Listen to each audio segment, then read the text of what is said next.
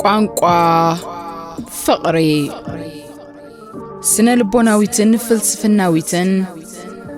ንነባሪ ፍቅራዊ ዝምድና ዝዳሰሰት መጽሓፍ ትርጉም ፍትሐዊ እስጢፋኖስ ቋንቋ ፍቅሪ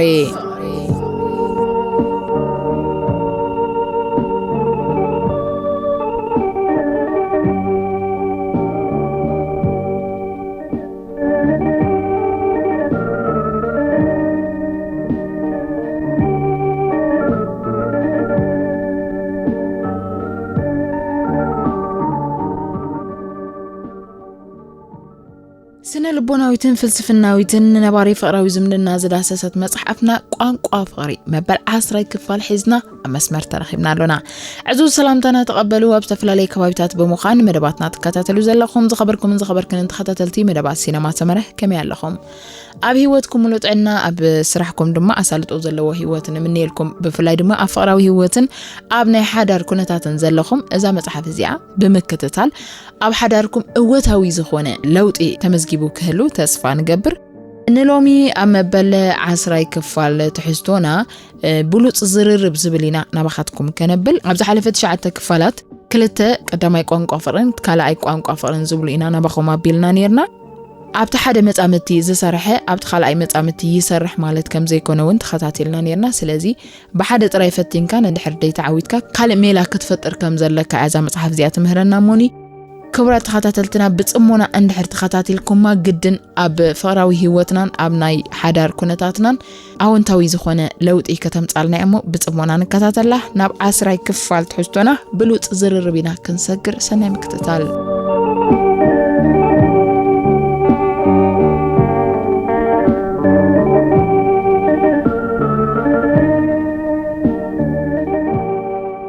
ብሉጽ ዝርርብ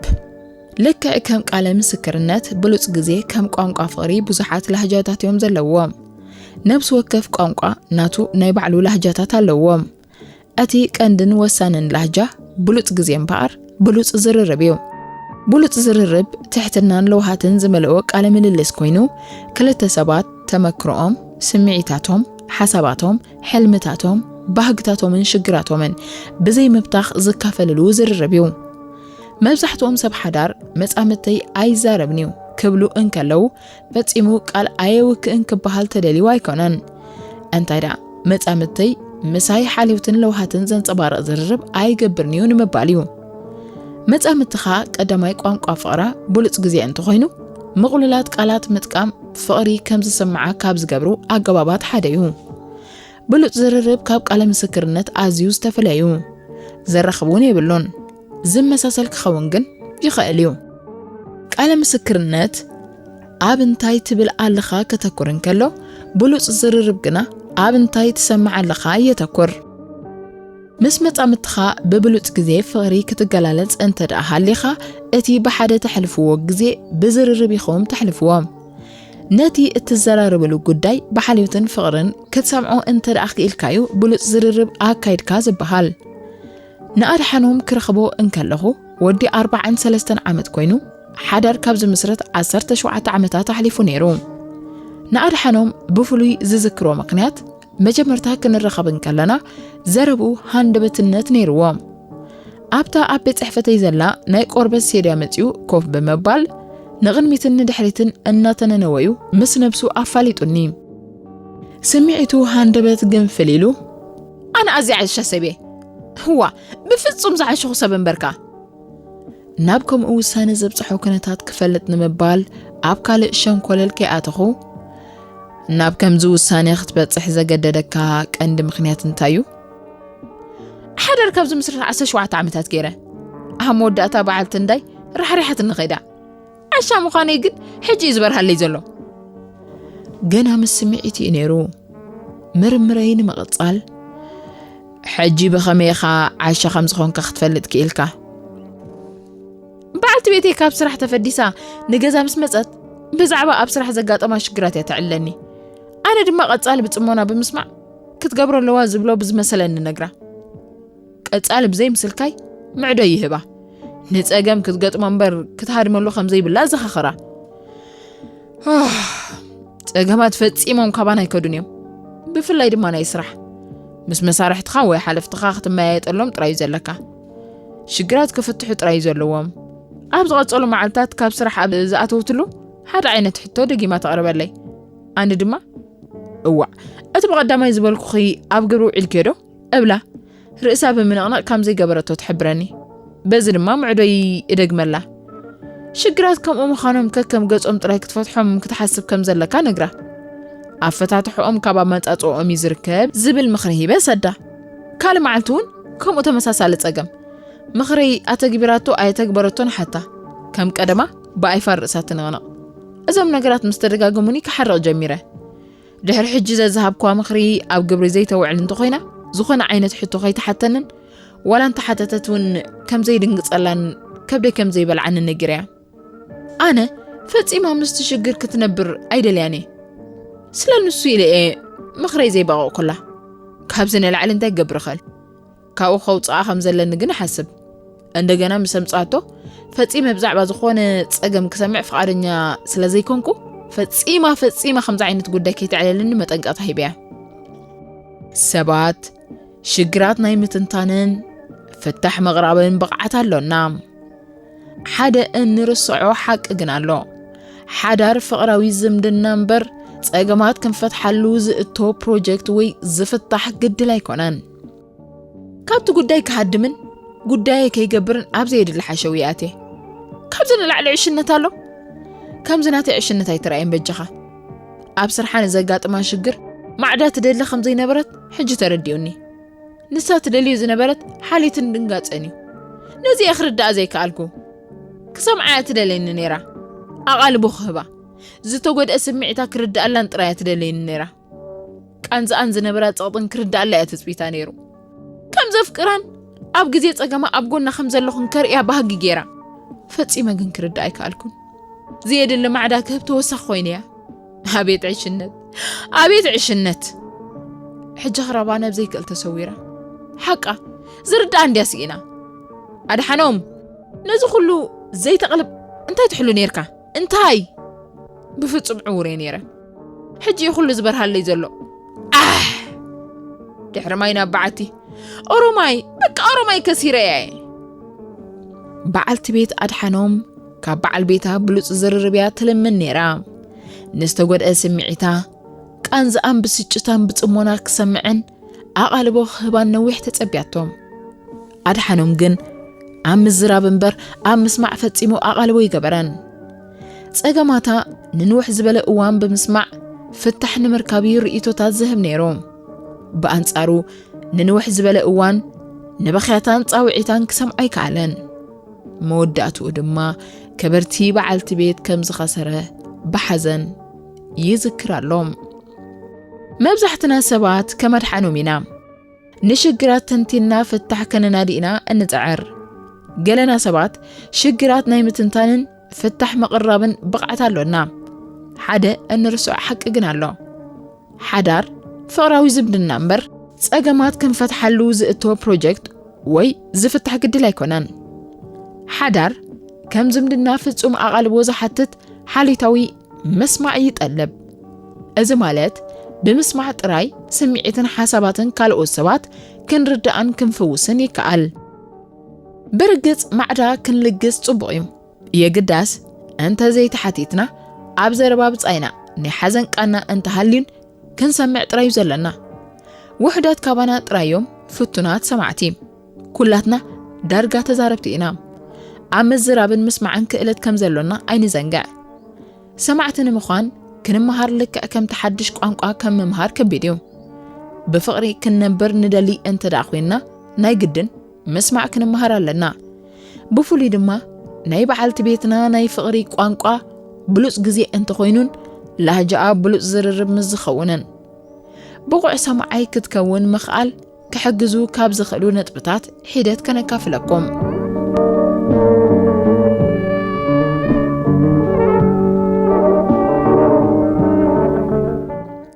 حدا بعلت بيتك اب اتزاربلو غزي عين رأم نأمرو خانب كالي كام حسابن مهوتاتن بمدحان مس آن ختزرارب ملو أدهبو كتقبر كحق زكايوم كلتم مصامتها كتزاربن كلا كال نجرنا جبركا أي تسمع أيام بلوص جزيه زي تفرارقة ملو أقالبو مهابيوم تلفزيون أمر عين مصحف أمن بابن أنت دهاليخا نمصامتها كتسمع دلو مخان كان حسكايو زلخا نطفت ود أبيلكا كم اتسمعه بقلت تزارب نحساباتك بخمزي كتقربو تخيلي خام برقت كتزارب الندالي خلخي أنا خا كسمعك دليل لخو سلازي كوفي لبملو أدهبوين كلها نفسين إذن خوينن كسمع خنت دليخي قرب جزي حبني أفكرك يا هاني نخمسة عين تحت النازل لو حتوتات مبزحتو جزي مسأمتنا يقبلوا إن سلستم نقالات زربا زي كونه سمعيتات كتسمع فتن ننبسخا مسأمتي أب كمي سمعيت كوينات الزاربني ألا يلك حسب ملس رخيبة أب تبلا الأوان بغلطفتك بالرام نابنت أي تحازل ليد أمبر أبقت كنا يقوهي سمعيت زنبب زالوخي مثلا الله أزن مسأمتنا سمعيتا كتللن بقبو سمعيتاتا كم زنببكا كردان تصبوك سمعان يحجزت 4 ቋንቋ ሰባት ወይ አካላዊ ምንቅስቃስ ብዝግባእ ክትርዳእ ፈተን ዝተዓንኮ ኢድ ዘንፈጥፍጡ ዘለው ኣእዳው ንብዓት ዝተሸምረረ ግንባርን ናይ ዓይኒ ምንቅስቃስን መጻምትኻ እንታይ ስማዓ ከም ዘሎ ኣንፈት ክህቡኻ ይኽእሉ እዮም ስለዚ ብዝግባእ ኣቕልበሎም መጻምትኻ ኣብ እትዛረበሉ ግዜ ኣእዳዋ ኣዒንታ ከናፍራ ኮታ ኩሉ ኣካላታ ብዝገብርዎ ምንቅስቃሳት قال كيوكأت انتي سمع خمزلو كتفلت يحجزك ايوم حنساب قالاتنا ان جبرو من قسقاسن ببينو ملقتي كحلفو يخيلو يام اب كم زكونتات مصامتخا انتي تحسبن يسمعن كمزلو كتفلت كتحتت يكاليوم حمشتم مصامتخا ان تزاربت فصيمكا اي تخلفام اوانا وين مصنعتي كم زحبرو حدثب حساباتو قدم مخلافو بجمجم ناستات 17 كالي ترايك سمع يخل ስለዝኾነ ድማ ንመጻምትኻ እናተዛረበት ካን ከላ ፈጺሙ ዘይተሸራረፈ ኣቓልቦ ክትህባ እምበር ክትኮላልፋ ይብልካን ከምዚ ክትብል ከዓ ትኽእል ክትዛረብን ከለኺ ሙሉእ ኣድህቦ ሂበ ክሰምዓክን ከለኹ ሓሳባትክን ስምዒትክን ከመይ ይመስለለው ክግንዘብ ኢለ ምዃነይ ክርዳእክ ኢለ ዕላማይ ንነብሰይ ከተዓባቢ ወይ ንዓኺ ክንእዳ ይኮንኩን ክርዳእክ ስለዝደለኹ እየ بمبال نمصامتخا نمنتاي كتكلفا ايدلخان مردا صبقيم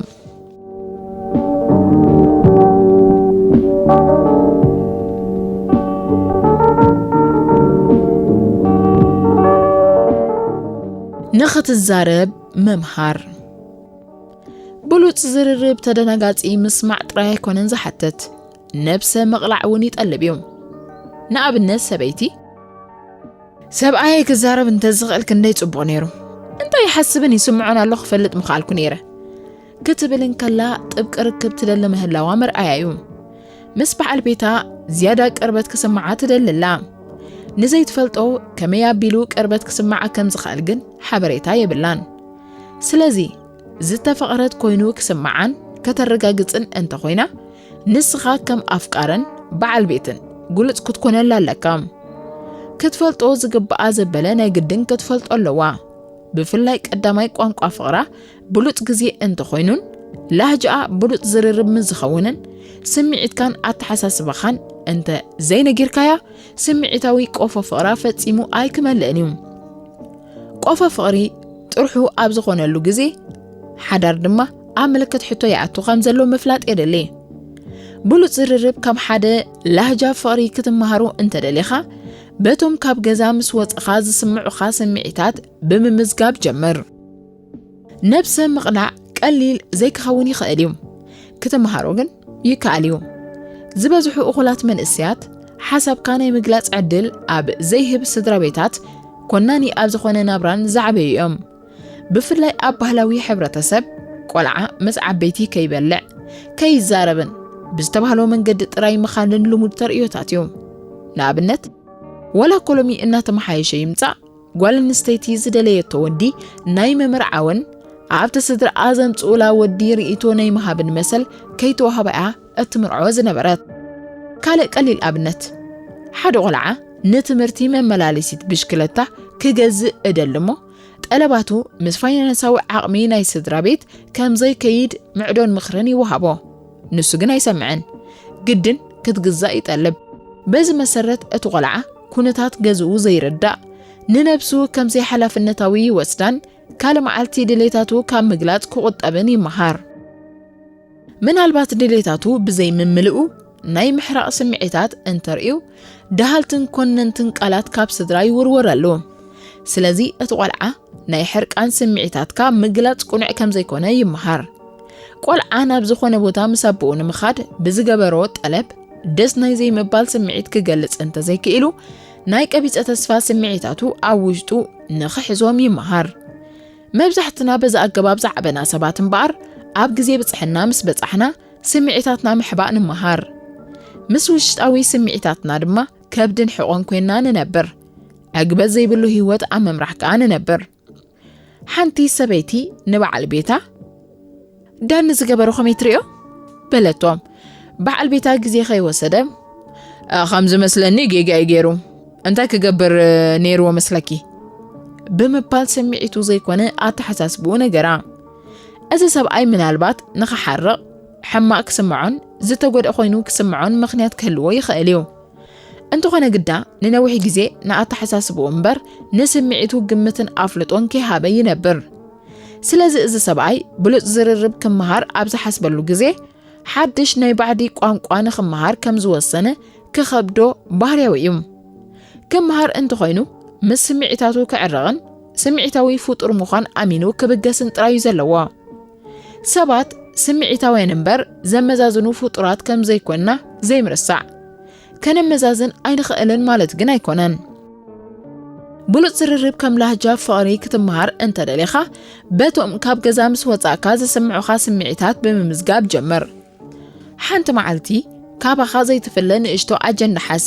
ወይ ናይ ሞባይልካ መዘክር ክትጥቀም ይከኣል ኣብ መዓልቲ 3 ግዜ ንነብስኻ ኣብ ውሽጢ እዚ 3 ሰዓት እንታይ ተሰሚዑኒ ንስራሕ እናወፈርኩን ከለኹ ፖሊስ ትራፊክ ቀሲሉ ብድሕሪ ክስዕበኒ እንከሎ እንታይ ተሰሚዑኒ ናይ ክቦን ሪጋ ምስ ነዋሓኒ እንታይ ተሰሚዑኒ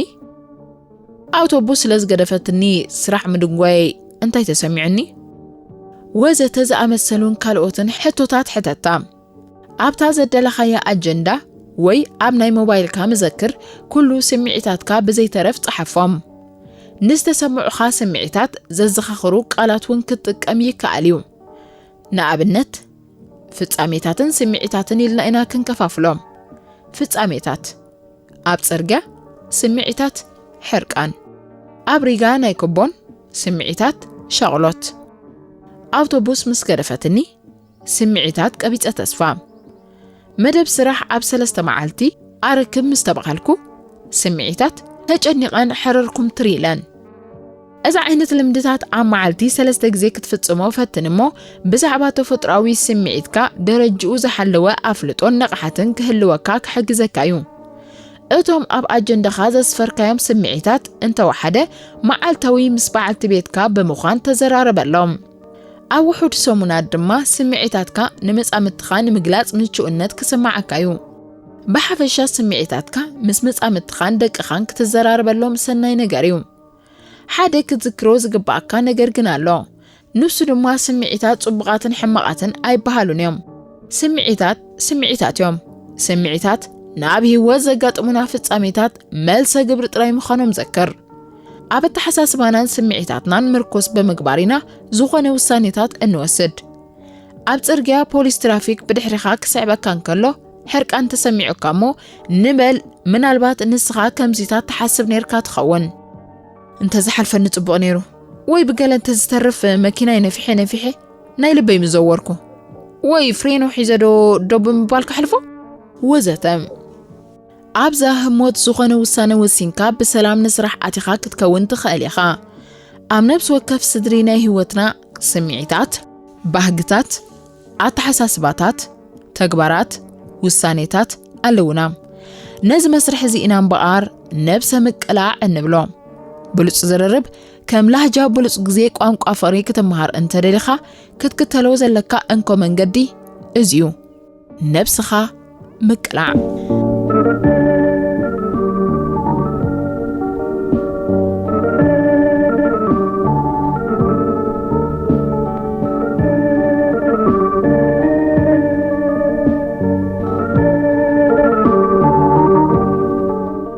زخبركم من زخبركن انت خطاتلت مدباتنا مبل 10 كفالة تخطاتليت سنة البناويتن فلسفناويتن قوانقا فقر مصحفنا ابز خنزاز مينا مرخبنا اب مبل 10 حد كفال يكون ابقو ان العلو ارئست دما عينتاوي سبعوي مننت زبلينا كندسس كساب شعو سلامكتتالكم نمسكن بزعبا زر استسكه من البات تفلطو تلو تنتانيكم اب كومنت اسفرولنا بلوك سابز متصومون الرخاب سسنايون خلنا